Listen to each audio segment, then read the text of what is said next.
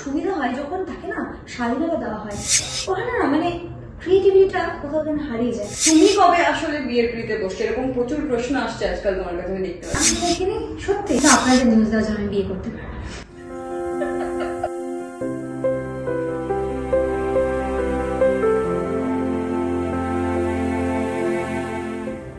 এটা তার প্রথম ওটিটি। ছোট পর্দায় জনপ্রিয়তা কিরকম, কতটা তার মাপকাঠি, এটা আপনাদের বলে দিতে হবে না, আপনারা সেটা নিজেরাই জানেন। আগামীতে কাল রাত্রি সিরিজ আসছে তার, বুঝতেই পারছেন কার কথা বলছি। আমার সঙ্গে রয়েছে অভিনেত্রী সৌমিত্রিষা কুন্ডু। হ্যালো সৌমিত্রিষা, অনেক স্বাগত তোমায় জি 24 ঘন্টা ডিজিটালে। প্রথম ওটিটি মানে সিনেমা, ছোট পর্দা হয়ে গেছে, সিনেমা হয়ে গেছে, এবার ওটিটি, মানে পুরো বৃত্ত কমপ্লিট হলো। এই অফারটা যখন এসেছিল প্রথম কথা কি মনে হয়েছিল, যে ওটিটিতে কাজ করবার জন্য নিচ্ছি না কন্টেন্ট? একদম কন্টেন্ট, কারণ এর আগেও আমার বেশ কিছু গল্প আমি শুনেছি, কিন্তু কোথাও না মানে একটা ভিতরে চলছিল যে আমি যেটা চাইছি সেরকম ক্যারেক্টার যেন আমি পাচ্ছি না, বা সেরকম কন্টেন্ট যেন আমি পাচ্ছি না। কিন্তু এই কন্টেন্ট এবং এর দেবীর যে ক্যারেক্টারটা এখানে এত শেড আছে, তো এখানে অভিনেতা এটাই চাই যে আমি এই চরিত্রটা মানে নিজেকে ঢেলে দিতে পারবো, খালি এক্সপেরিমেন্ট, নিজের সাথে নিজের লড়াই, যে আমি কিভাবে কোন জায়গাটা কিভাবে পোর্ট্রে করবো। তো একদমই এরকম একটা ক্যারেক্টার এবং এরকমই একটা গল্প পাওয়া, এবং অয়ন স্যার তো অসাধারণ একজন মানুষ, ভীষণ গুণী, এবং এসবিএফ হইচইয়ের মতন প্ল্যাটফর্ম, তো আর কি মানে ওই জন্য সঙ্গে সঙ্গে। অয়নদার সঙ্গে যখন তোমার প্রথম আলাপ হয়, কন্টেন্ট তো নিশ্চয়ই তুমি আগে জেনেছিলে?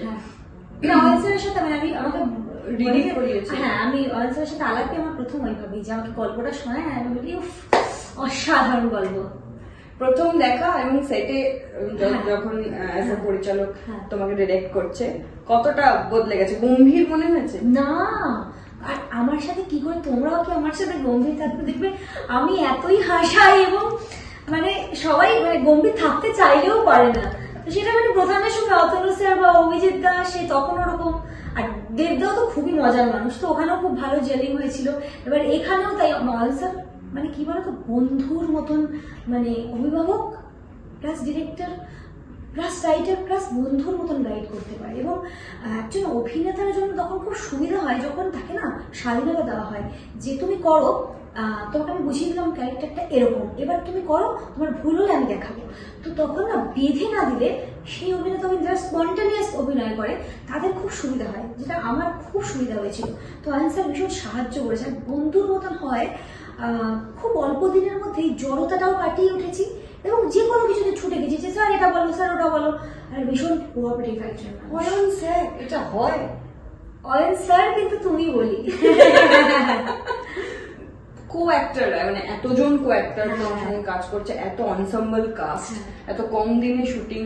সিরিয়ালের শুটিং যেমন টানা হয়, 14 ঘন্টা 12 ঘন্টা করতে হয়, ওটিটি সেই প্রেশারটা থাকে, সিরিয়ালে যেরকম লিমিটেড ডেজ থাকে, দুটোরই আলাদা আলাদা মানে ধরো মাধ্যম, তিনটে আলাদা মাধ্যম, তিনটে মাধ্যমের মধ্যে আলাদা আলাদা কিছু জিনিসপত্র রয়েছে, টেকনিক্যালস, ক্যামেরা প্যাটার্নস।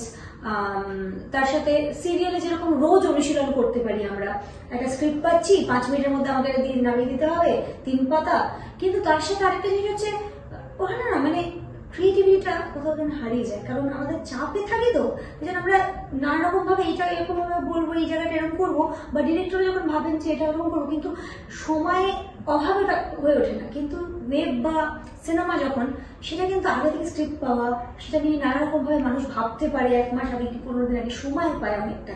তো দুটো আলাদা আলাদা প্যাটার্ন আছে। আর তার সাথে কোনটা বেশি এনজয় করছো? প্রত্যেকটাই এনজয় করা, মানে প্রত্যেকটা থেকে দেখো, তুমি দেখো সিরিয়াল, সেখানে একটা অনুশীলন হচ্ছে রোজ, অভিনয়ের প্র্যাকটিস হচ্ছে, যেরকম সারেগামাপা আমরা যখন যারা রেয়াজ করে তারা রোজ সকালবেলা রেয়াজ করছে, গলা আরো ভালো হচ্ছে।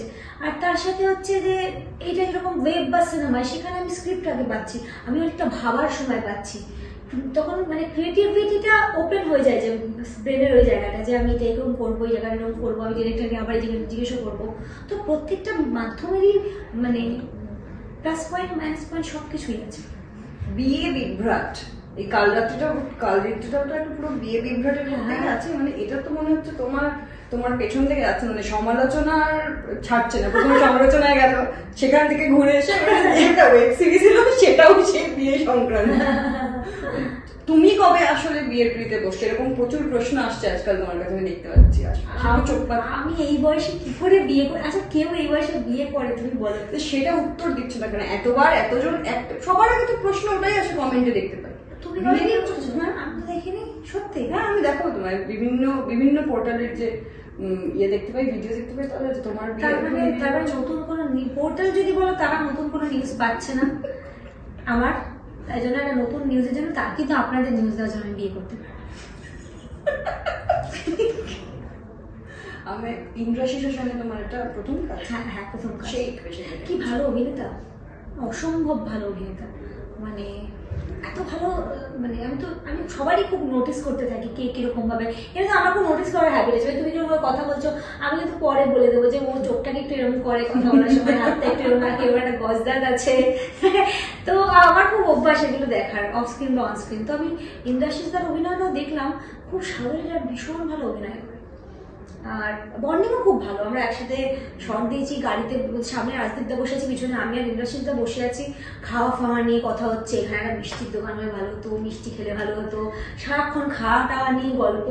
তো মানে এবং প্রত্যেকজন যে কোয়ার্টিস্ট আমার যারা আছে তারা এত ভালো অভিনয় করেছেন সবাই, মানে ওয়েবটা দেখে যখন মানুষ ঢুকে যাক না, তখন মনে হবে যেন এটা সত্যি এরকম মানুষজন আছেন কিছু, এবং এগুলো সত্যি কোথাও ঘটছে।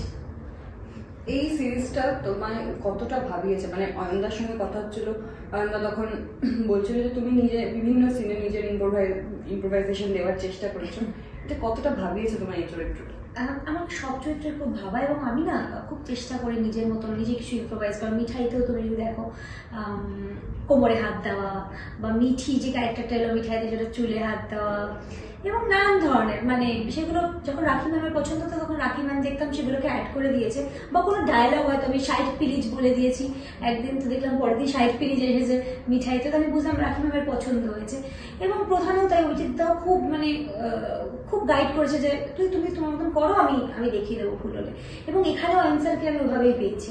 তো ওই সাপোর্টটা দিলে যে তুমি করো আমি আছি, তখন আমি ওই মানে একটু নিজের মতন করে ইম্প্রোভাইজ করার ওই সুযোগটা পাই। তো আমিও যথাসাধ্য চেষ্টা করেছি, আর অনসেট তো মানে ভীষণ সাপোর্ট করেছে আর কি। আমি যদি চরিত্রটা যদি সবাই বলে যে ভালো করেছি, এবার ভালো করার পিছনে তো সেই চরিত্রটাকে বুঝতে হবে, সেই মেয়েটা কিরকম করে কথা বলে, এই সিচুয়েশনে এরকম রিয়াক্ট করে, সেই জিনিসটা ক্ল্যারিটিটা কে দিয়েছে, সেই সাইকিয়াট্রিস্টটা কিন্তু একদম অয়ন স্যার, যে এই চরিত্রটা এইরকম। তোমার একটু আমি ব্যক্তিগত প্রশ্নই করছি। হ্যাঁ করো। এই যে তুমি এত প্রশংসা পাচ্ছ, অভিনয়ের জন্য প্রশংসা পাচ্ছ, কিন্তু সমালোচিত যখন হও তখন ব্যক্তিগত কারণেই হও। কোনো অ্যাকশন, সেটার সামনের বা পেছনের ঘটনাবলী হয়তো সবাই জানেন না, কিন্তু সমালোচনা করে দিচ্ছে, ট্রোল হয়ে যাচ্ছ, সেগুলোকে কি করে হ্যান্ডেল করো? মানসিকভাবে প্রেশার তো পড়ে। দেখো আমি সবসময় হেসে বলে দিই সব কথা, কিন্তু ডেফিনেটলি আমি খুব সেন্সিটিভও বটে। তো আমাকে যদি হুট করে বলা আছে না হেয়ারস্টাইলটা ভালো হয়নি, আমার তো খারাপই লেগে যায়। কিন্তু হ্যাঁ মানে ওগুলোকে না মানে আমি ওভাবে দেখি না, কারণ যারা ট্রোল করছে তাদের জীবনে কাজটা নিশ্চয়ই আমার থেকে কম করছে, কারণ তাদের তাই জন্য সময় আছে যে অন্য কাউকে নিয়ে চর্চা করতে পারছে। আমি যেরকম তোমাদের সবার আশীর্বাদে বা ভগবানের আশীর্বাদে কাজের মধ্যে ব্যস্ত, তাই আমার অন্য কাউকে নিয়ে সমালোচনা করার বা অন্য কাউকে নিয়ে জাজিং বা ট্রোল করার আমার কাছে সময় নেই, কারণ আমি নিজের বেটারমেন্টে ব্যস্ত। তো তার মানে যারা ট্রোল করছে তারা তার মানে নিজের দিকটা দেখতে ভুলে যাচ্ছে, আলটিমেটলি তারা পিছিয়েই যাবে। তো যারা পিছনে আছে তাদের সাথে কি কথা। কিছুদিন আগে দেবদাও তো তোমার ট্রেলার বেরোনোর পর কথা হয়েছে, সাপোর্টিভ কোয়ার্টিস্ট ব্যক্তিগতভাবে কথা হয়েছে। হ্যাঁ বললো খুব ভালো হয়েছে, খুব ভালো লেগেছে। এই সিরিজটা 6 ডিসেম্বর সামনে আসছে, হ্যাঁ দর্শকদের কি বলতে চাও? তা এমনি বাংলা সিরিজ লোকে দর্শক দেখে, এই ধরনের কন্টেন্ট লোকে খুব পছন্দ করে, থ্রিলার হ্যাঁ খুব পছন্দ করে, এবং সেরকম একটা কাজ দিয়ে আমার শুরু হচ্ছে। তো আমি চাইবো আমার অডিয়েন্স যারা আছো আমাকে মানে প্রত্যেকটা প্ল্যাটফর্মে যেভাবে তোমরা সাপোর্ট করে গেছো এবং এখন অবধি, তো আমি এটাই চাই এবং আমি আশাবাদীও যে তোমরা সবাই এই সিরিজটিও দেখবে।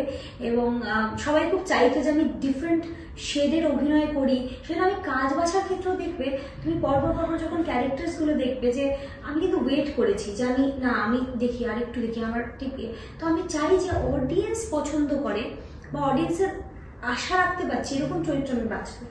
তো সেই কারণে এই চরিত্রটি নেওয়া, এই গল্প এবং এই চরিত্রের জন্য। তো আমার মনে হয় আপনাদের সবার খুব ভালো লাগবে। এবার কতটা আমি পেরেছি সেটা তো আলটিমেটলি আপনাদের রিভিউই বলবে। তো ভালো লাগলেও জানাবেন, যেটা খারাপ লেগেছে সেটাও জানাবেন, আমি নিশ্চয়ই সেটার উপর ওয়ার্ক করার চেষ্টা করবো। নিশ্চয়ই নিশ্চয়ই, তোমার সবুরে নেওয়া। অনেক ধন্যবাদ। Thank you, thank you.